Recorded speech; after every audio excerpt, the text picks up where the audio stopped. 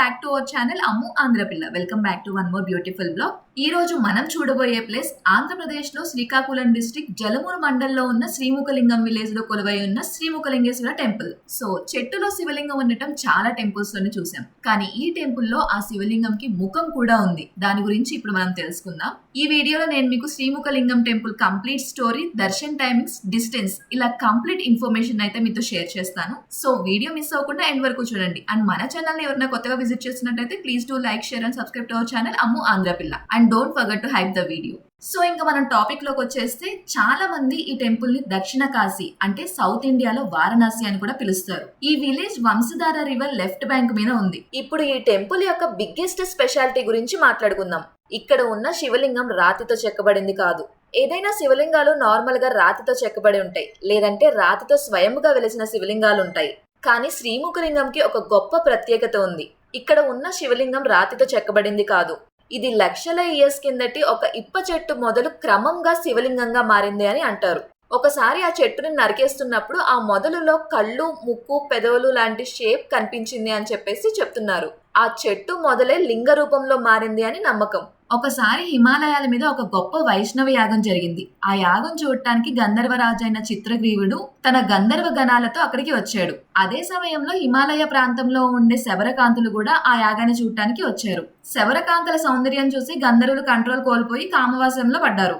అయితే ఇది చూసిన వామదేవ మహర్షి చాలా కోపంతో శబ మర్యాద అతిక్రమించిన దోషంకి మీరు అందరూ శబర జాతిలో జన్మించాలి అని శాపమిచ్చాడు. సో ఆ శాపం వల్ల గంధర్వులందరూ శబరులుగా జన్మించారు.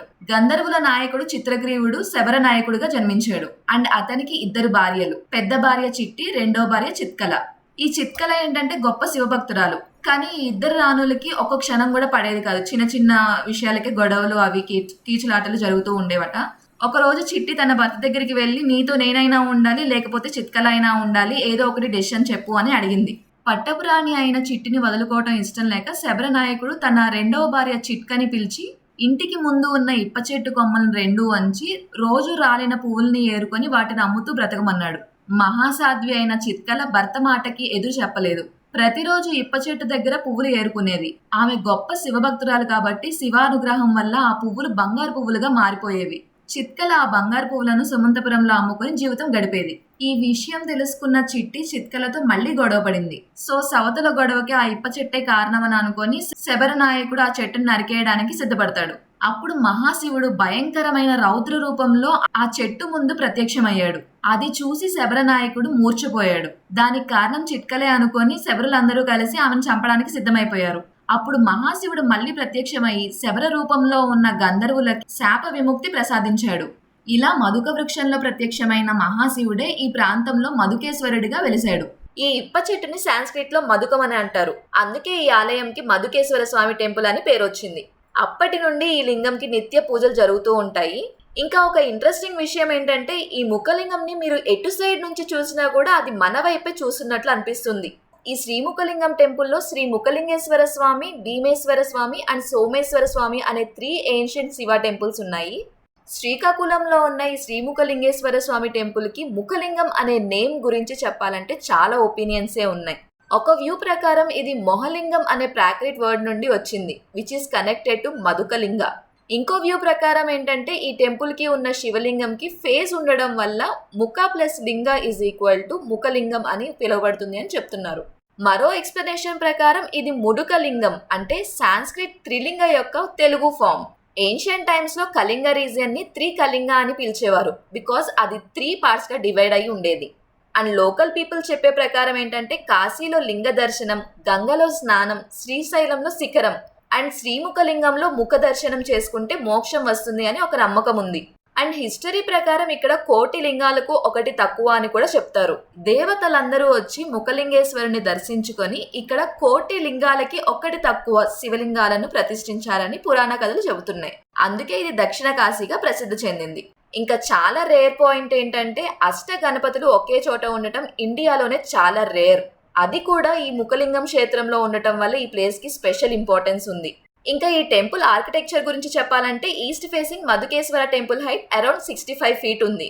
టెంపుల్ మొత్తం పంచయాతన స్టైల్లో డిజైన్ చేశారు. చుట్టూ హై ప్రకార వాల్ ఉంటుంది. లోపలికి ఎంటర్ అవ్వగానే మనకి గోల్డెన్ ధ్వజస్తంభం అనేది కనిపిస్తుంది. ఆ గోల్డెన్ ధ్వజస్తంభం మీద గణపతి అండ్ శివ కావింగ్స్ అయితే ఉంటాయి. తర్వాత ఇంకొంచెం లోపలికి వెళ్తే చాలా పెద్ద నందీశ్వరుడు అయితే మనకి కనిపిస్తాడు. ఆ నందీశ్వరుని ఎంత బ్యూటిఫుల్ గా కావ్ చేశారంటే మాటల్లో కూడా చెప్పలేమన్నమాట. అంత బ్యూటిఫుల్ గా ఉంటుంది ఆ నంది అక్కడ. టెంపుల్ కార్నర్స్ లో ఇంద్రేశ్వర, అగ్నేశ్వర, యమేశ్వర లింగాలు ఉన్నాయి. Next north and west sides లో సప్తమారిక అండ్ కుమారస్వామి విగ్రహాలు ఉన్నాయి. అండ్ ఆ స్టోన్ వర్క్స్ చూస్తే కళింగ కింగ్స్ ఆర్కిటెక్చర్ ఎంత అడ్వాన్స్డ్ గా ఉందో క్లియర్ గా అర్థమవుతుంది. ఇంకా ఈ శ్రీముఖలింగం హిస్టరీ గురించి చెప్పాలంటే శ్రీముఖలింగం టెంపుల్ కాంప్లెక్స్ అరౌండ్ గా 1200 years బ్యాక్ దంట. కొన్ని హిస్టోరియన్స్ ప్రకారం లేట్ 8th century నుండి ఎర్లీ 11th century CE మధ్య ఈ టెంపుల్స్ బిల్డ్ అయ్యాయి. అంటే సింపుల్ గా చెప్పాలంటే ఇది ఆల్మోస్ట్ 12 centuries కిందటి ఏన్షియంట్ టెంపుల్. ఈ ప్లేస్ యొక్క హిస్టరీ చాలా గొప్పదండి. ప్రెజెంట్ చిన్న ఊర్లా కనిపించిన శ్రీముఖలింగం ఏన్షియంట్ టైమ్స్ లో కళింగనగరి అని పిలిచేవాళ్ళంట. 6th century నుండి 12th century వరకు ఇది ఈస్టర్న్ గంగా డైనాసిటీ క్యాపిటల్ గా ఉండేది. ఆల్మోస్ట్ 600 years వరకు కళింగ గంగా కింగ్స్ ఈ ప్లేస్ నుండి రూల్ చేశారు. ఇంకా ఫెస్టివల్స్ గురించి మాట్లాడుకుంటే ఎవ్రీ ఇయర్ చక్ర తీర్థ స్నాన టైంలో ఒరిస్సా అండ్ ఆంధ్రప్రదేశ్ నుండి లాక్స్ ఆఫ్ డివోటీస్ ఇక్కడికి వస్తారు. ఎస్పెషల్లీ మహాశివరాత్రి టైంలో ఈ టెంపుల్ మొత్తం డివోషనల్ అట్మాస్ఫియర్ తో ఫిల్ అవుతుంది. Devotees milk, honey, fruits, bale leaves అన్ని ఆఫర్ చేస్తూ ఉంటారు. అందుకే ఈ టెంపుల్ ని దక్షిణ కాశీ అని కూడా పిలుస్తారు. కానీ ఇక్కడ మహాశివరాత్రి చాలా గ్రాండ్ గా జరుగుతుంది. మహాశివరాత్రి 3 రోజుల జాతర. మహాశివరాత్రి మొదలుకొని 4వ రోజు చక్రతీర్థ స్నానంతో ముగుస్తుంది. మహాశివరాత్రితో పాటు కార్తీక మాసంలో కూడా ఇక్కడ పూజలు బాగా చేస్తూ ఉంటారు. అండ్ ఎవ్రీడే కూడా ఓపెన్ లోనే ఉంటుంది ఈ టెంపుల్. ఎవ్రీడే కూడా అందరూ డివోటీస్ అందరూ వస్తూ ఉంటారు ఇక్కడికి. అండ్ ఇక్కడ శ్రీముఖలింగేశ్వర స్వామిని దర్శించిన తర్వాత పక్కనే మనకి ఆంజనేయ స్వామి టెంపుల్ కూడా ఉంది. అందరూ ఇక్కడ శ్రీముఖలింగేశ్వర స్వామిని దర్శించుకొని ఆంజనేయ స్వామి టెంపుల్ కి వెళ్ళటం అనేది ఆచారంగా వస్తుందని చెప్తున్నారు.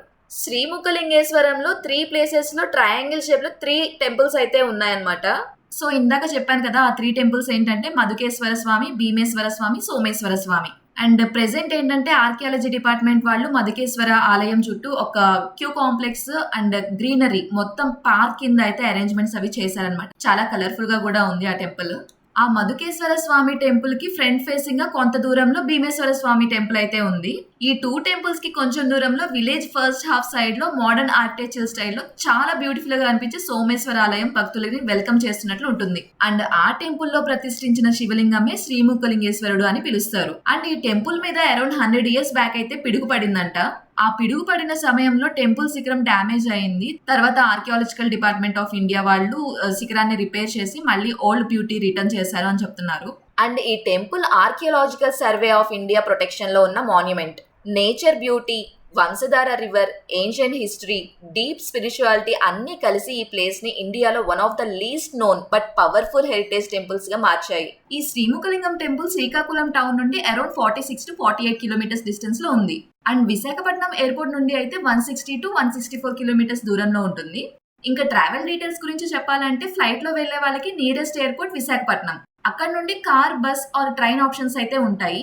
బై ట్రైన్ వస్తే కనుక nearest railway station Urlam railway station. అది టెంపుల్ నుండి అరౌండ్ 21 kilometers దూరంలో ఉంటుంది. అక్కడ నుండి ఆటో, బస్సెస్ ఈజీగా దొరుకుతాయి. బై రోడ్ ట్రావెల్ చేయాలి అంటే Srikakulam bus station or RTC complex నుండి APSRTC direct buses Srimukhalingam or Jalumuru side regular గా నడుస్తూ ఉంటాయి. ఈ రూట్ మొత్తం స్టేట్ హైవే 106 మీద ఉంటుంది.